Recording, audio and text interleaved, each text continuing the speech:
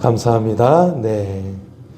예, 그리고 또 감사드리는 것은 우리 또 한한자 원사님의 지인분이 이제 전도했던 분인데 이제 농사를 지으시는데 이렇게 쌀을 또 이렇게 기증하고 싶다고 해서 이렇게 강대상에 올려주셨습니다. 우리 하나님의 은혜와 축복이 임하게 될 줄 믿습니다. 그리고 성탄주일에 또 쌀을 함께 나누었는데요. 못 받으신 분은 이따 예배 끝나고 드리겠습니다.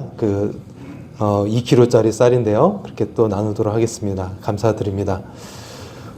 송년 주일입니다. 주일로서는 마지막 주일인데요. 여러분 한 해 동안 함께 하신 주님의 은혜를 우리가 생각하고 감사와 찬양을 올려드리기를 소원합니다. 예수님은 우리에게 빛으로 오셨어요. 그 빛으로 오신 주님을 따라 빛의 길을 걸어가는 그런 인생이 될 수 있기를 소원합니다. 주일학교에서 선생님이 아이들에게 물어보았어요. 얘들아, 돈방 박사가 예수님께 드린 선물이 뭐였지?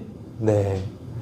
한 아이가 또렷하게 대답을 했죠. 황금과 유향과 몰약입니다.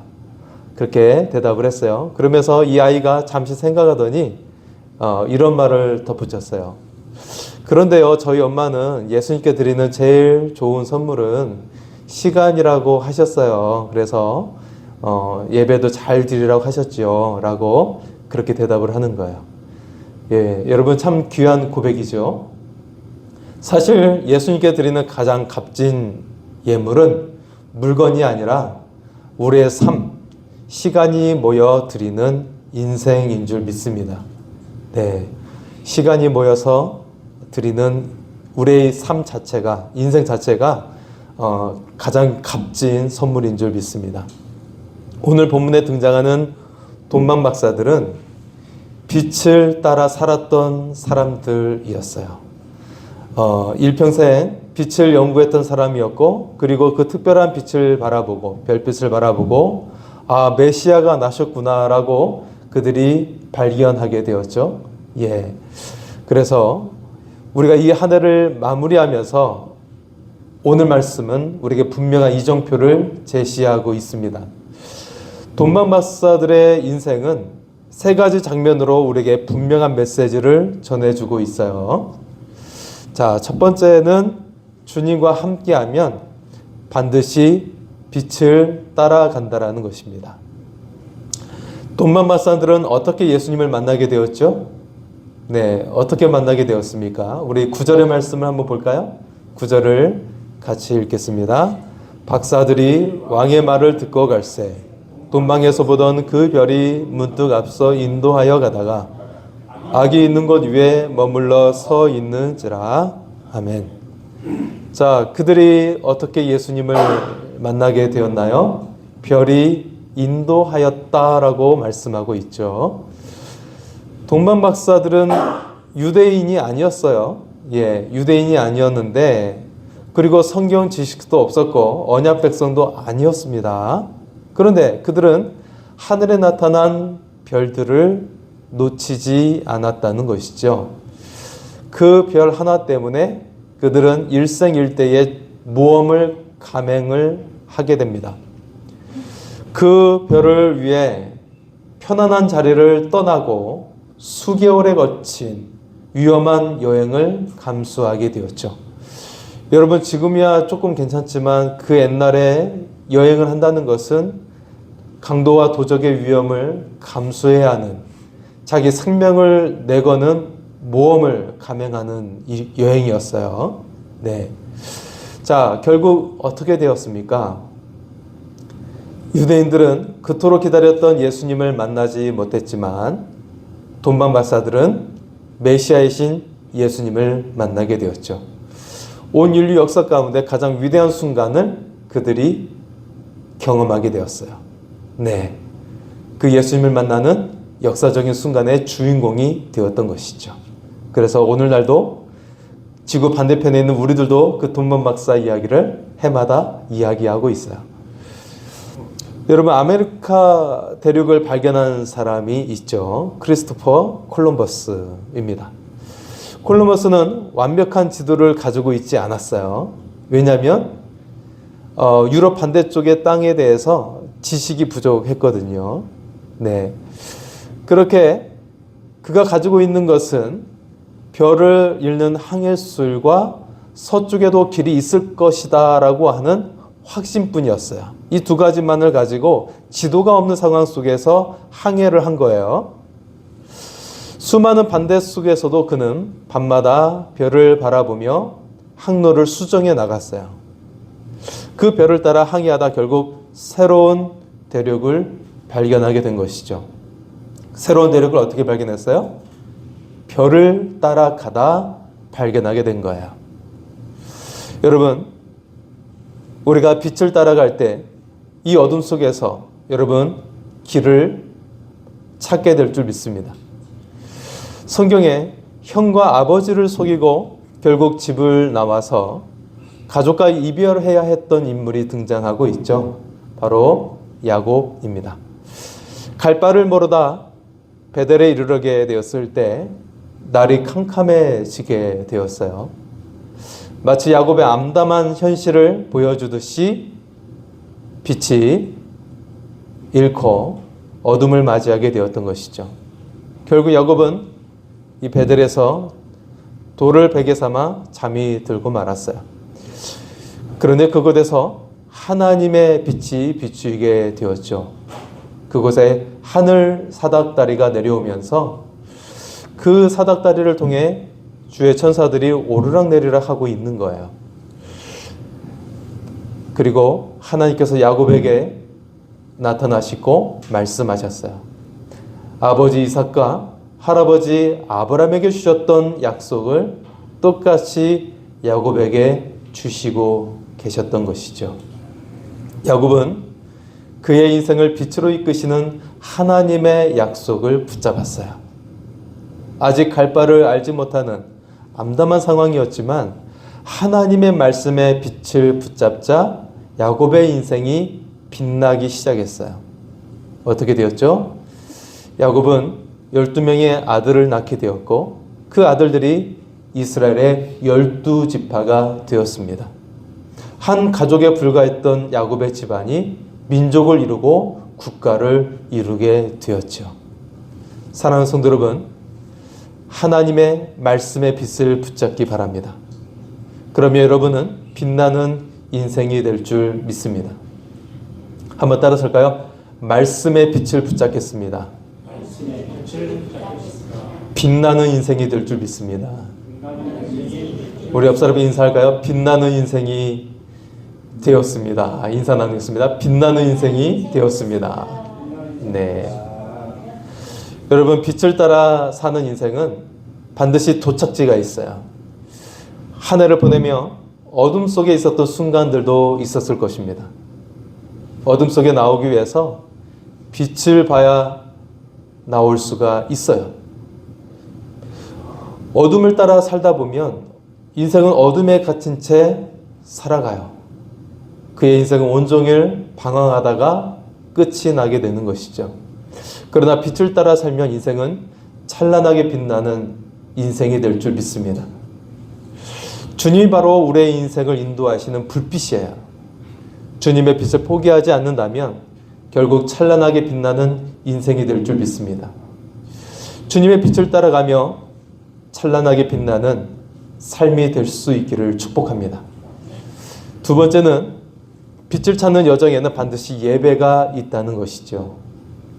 돈만 박사들은 별을 따라왔지만 별에게 절한 것이 아니죠.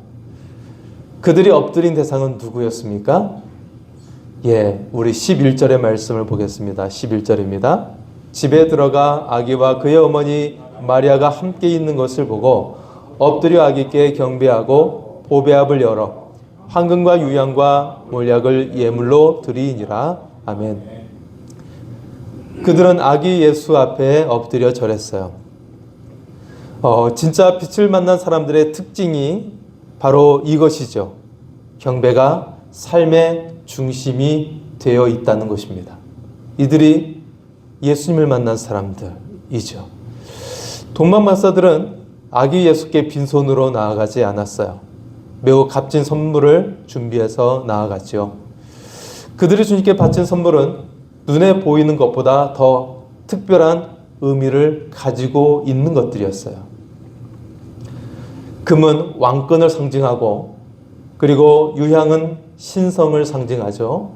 그리고 몰약은 고난과 죽음을 예표하고 있어요.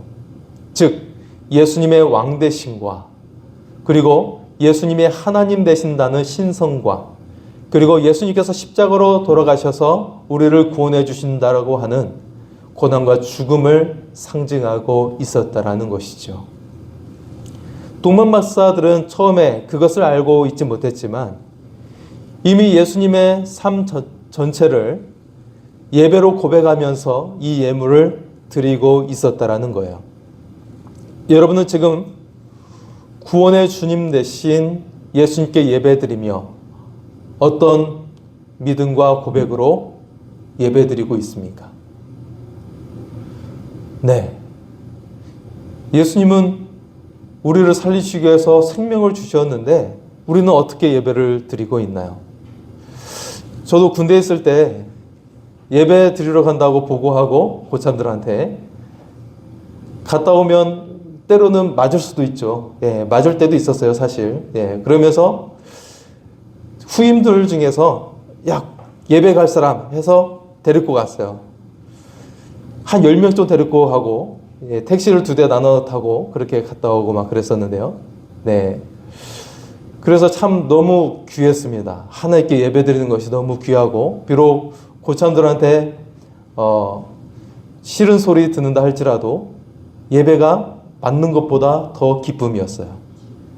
예, 정말 하나님께 나아가서 예배 드리는 것이 얼마나 감격이고 기쁨이었는지 모릅니다. 여러분, 이처럼 예배의 기쁨이 우리 가운데 있기를 소원합니다. 만유인력을 발견한 아이작 뉴턴은 캠브리지 대학의 석학이었지만 말년에 이런 고백을 남기게 되었죠. 나는 해변에서 조개 껍질을 줍는 아이에 불과하다. 진리의 바다는 여전히 내 앞에 펼쳐져 있다. 사실 그는 과학자였지만 성경을 가장 많이 연구한 신학자 중에 한 명이었어요. 여러분, 약간 모순되지 않아요? 과학자이면서 어떻게 신학자가 될 수 있었을까? 예, 모순되지만 그는 더 과학을 연구할수록, 이 세계를 연구할수록 하나님께 겸손해질 수밖에 없었고 하나님을 경배할 수밖에 없었다라는 거예요. 그 위대한 과학자가 나는 해변에서 조개 껍질을 줍는 소년에 불과하다라고 그렇게 고백을 했던 것이죠. 뉴턴은 모든 과학적 발견을 하나님께 드리는 예배로 이해를 했어요. 빛을 진짜로 만난 사람은 자기 성취를 자랑하지 않죠. 다만 창조주 하나님께 엎드려 경배할 뿐입니다. 성경에 고난의 사람이라고 한다면 대표적으로 누구를 들 수 있을까요? 네, 사실 많은 믿음의 사람이 고난이 필연적으로 있었어요. 그런데 이 사람만큼 더 심한 고난을 당한 사람이 없었을 것이죠. 바로 욥이죠. 자, 욥. 그런데 대부분의 사람들은 욥에 대해 잘못 알고 있어요. 욥이 자신의 잘못을 회개했다느니라고 하면서 전혀 성경에 나오지 않은 이야기를 하는 경우가 많이 있죠. 여러분, 총 42장에 달하는 욥기서를 자세히 읽다 보면 욥은 자신이 고난을 당하고 있지만 자신이 의인임을 계속 드러내고 있는 거예요. 나는 의인입니다 라고 계속 드러내고 있어요. 그와 동시에 욥이 강조하고 있는 것은 비록 내가 고난을 당한다 할지라도 하나님 앞에서 예배드리는 것을 멈추지 않겠습니다 라고 고백하고 있는 거예요. 이것이 바로 욥기서의 핵심이에요. 욥은 수많은 고난 가운데서 하나님께 찬양하고 예배하는 것을 멈추지 않겠다고 고백하고 있어요. 그 하나님께서 내가 의인이심을 잘 알고 계신다고 고백하고 있어요.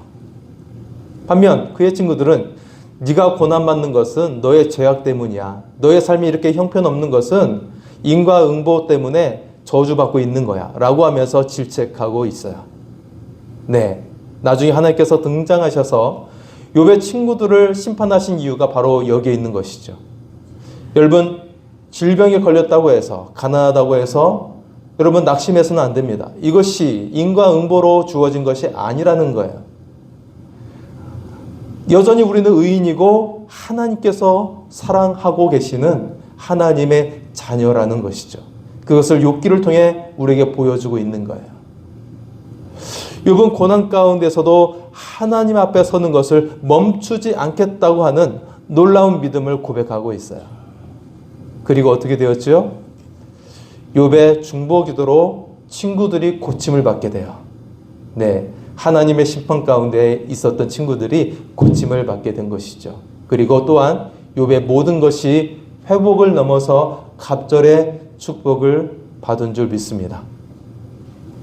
여러분, 앞이 캄캄해도 빛 가운데 거하는 예배를 멈추지 마시기 바랍니다.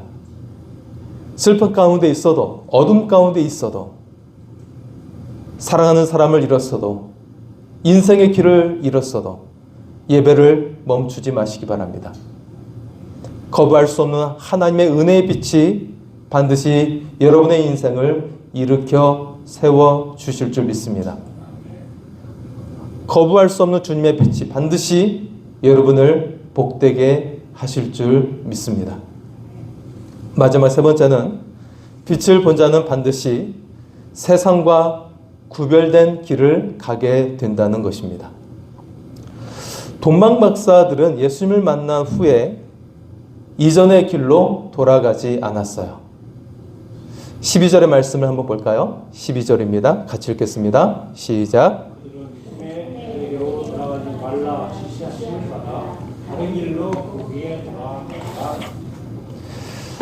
자, 헤롯의 길은 편리한 길이었지만 악한 길이었죠. 하나님은 그들을 사랑하셔서 다른 길로 가게 하셨어요. 예수님을 만난 인생은 같은 자리로 돌아가지 않는다는 것이죠. 세상과 구별된 길로 가게 됩니다. 그것이 평안한 길이 아닐지라도 세상과는 구별된 길로 하나님께서 택하신 그런 특별한 길로 가게 된다는 것이죠. 평화의 기도로 유명한 성 어거스틴을 여러분 잘 알고 계시죠? 그의 실제 이름은 아우렐리우스 아우구스티누스입니다. 아우구스티누스는 젊은 시절 방황을 했어요. 집안의 넉넉함 속에서 그는 방탕한 생활을 했죠.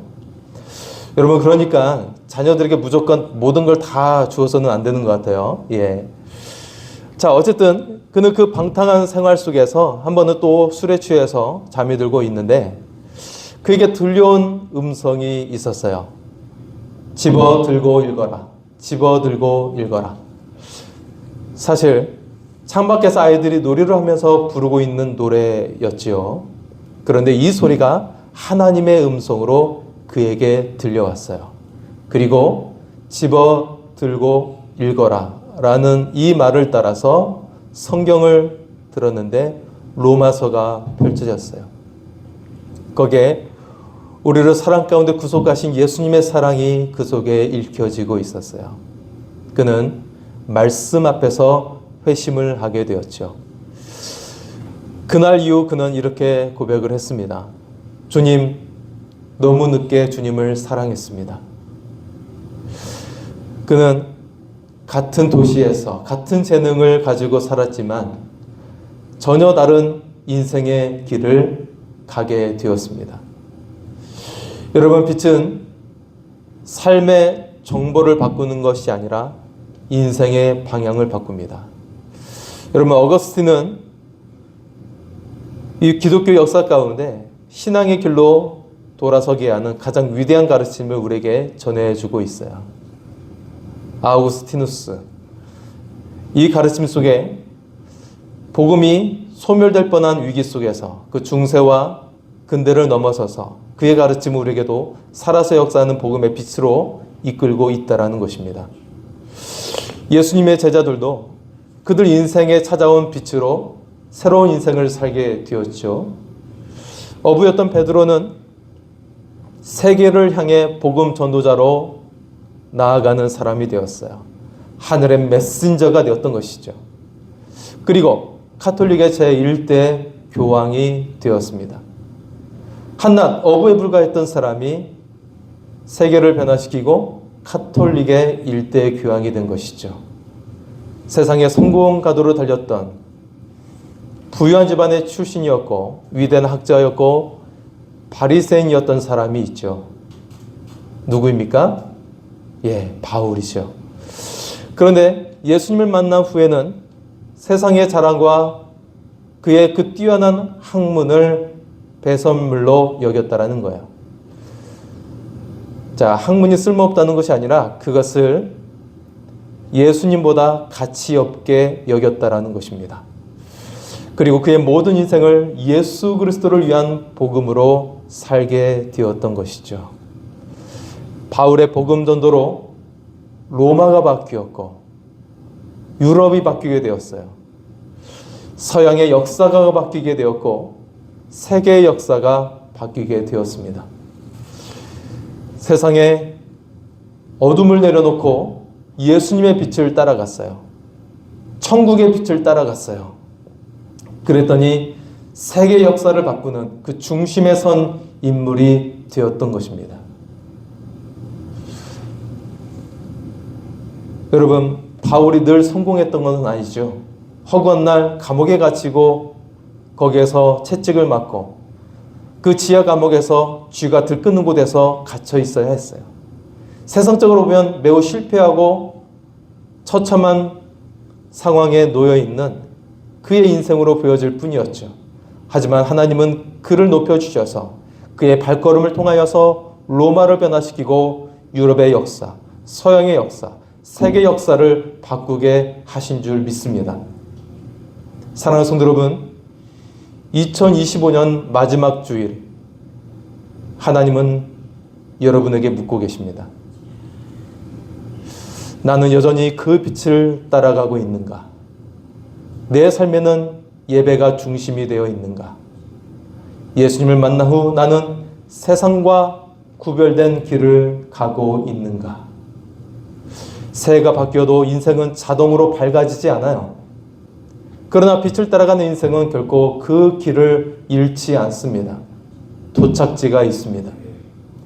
올 한 해를 보내며 그리고 다가올 새해를 맞이하며 다시 한번 결단할 수 있기를 바랍니다. 주님, 제 인생을 빛의 길로 인도하여 주옵소서. 한번 따라서 할까요? 주님, 제 인생을 빛으로 인도하여 주옵소서. 빛 대신 주님께서 친히 여러분을 인도해 주셔서 찬란한 인생으로 만들어 주실 줄 믿습니다. 한 해 동안 함께 하신 주님의 은혜를 생각할 수 있기를 바랍니다. 주님의 빛 안에서 빛나는 인생이 될 줄 믿습니다. 우리 하나님의 은혜를 고백하며 같이 찬양하겠습니다. 우리 은혜 찬양하겠습니다.